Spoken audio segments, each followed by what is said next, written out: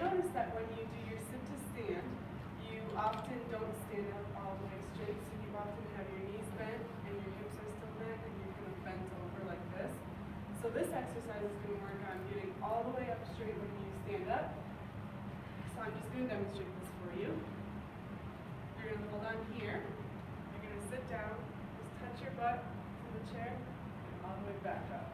And really focusing on straightening your knees, your hips, and coming all the way upright with your back.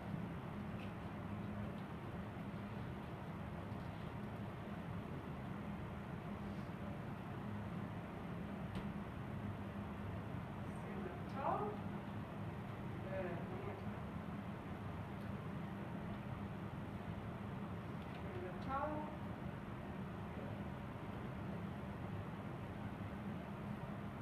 Stand up tall. Good. We chose to do squatting with TRX straps followed by a standing power up because it works on strengthening of the quads and glutes as well as helping the patient attain full extension of the trunk, hips, and knees. The patient currently lacks full trunk, hip, and knee extension during the extension and stabilization phase of the sit to stand. The power up portion of this exercise will help the patient attain a fully upright posture rather than a flexed posture. Verbal cues will be provided to stand up straight, including full knee and hip extension. So when you start your sit to stand, you often don't translate your body forward enough. You often bend your hips a little bit and then stand up using the strength in your legs. So this exercise is going to work on really making sure you bend at your hips and moving your trunk forward and coming back to help you get that momentum to stand up.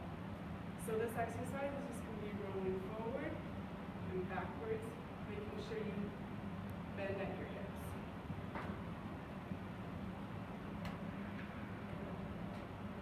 Back.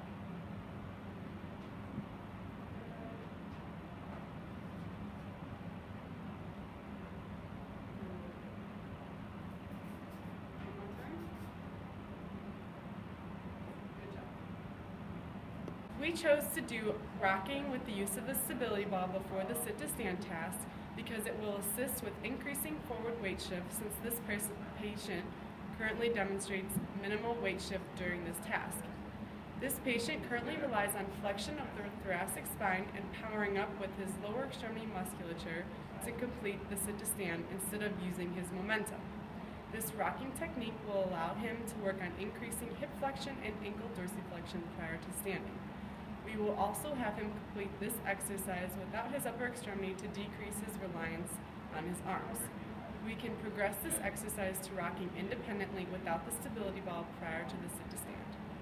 In your daily life, it's more practical for you to complete a sit to stand with a dual task, such as holding a cup of coffee, holding a grocery bag, or even a book in your hands, so you're concentrating on the sit to stand task and whatever you're doing with your upper body.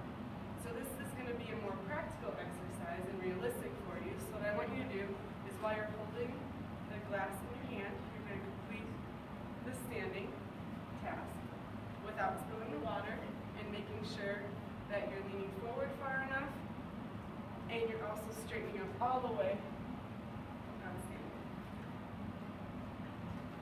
Do a couple of those for me.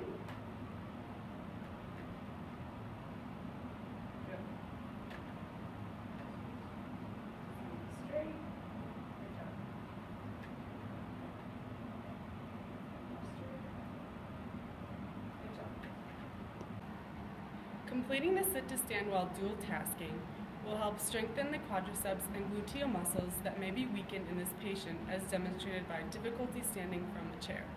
By adding in the second task to be done with his hands, such as holding a glass of water, he will not be able to use his upper extremities to produce additional force to help with the standing task. This task also makes the sit to stand exercise more realistic because there will be many times in the day when he is going to be standing while doing something else, such as holding a cup or picking up groceries. By practicing in therapy, it works on him having proper mechanics, staying safe, and increasing his cognitive abilities so that he is safer when completing the sit to stand at home. While this task may be difficult for the patient, it is important to challenge him now while he has minimal impairments to help combat the extent of future decline.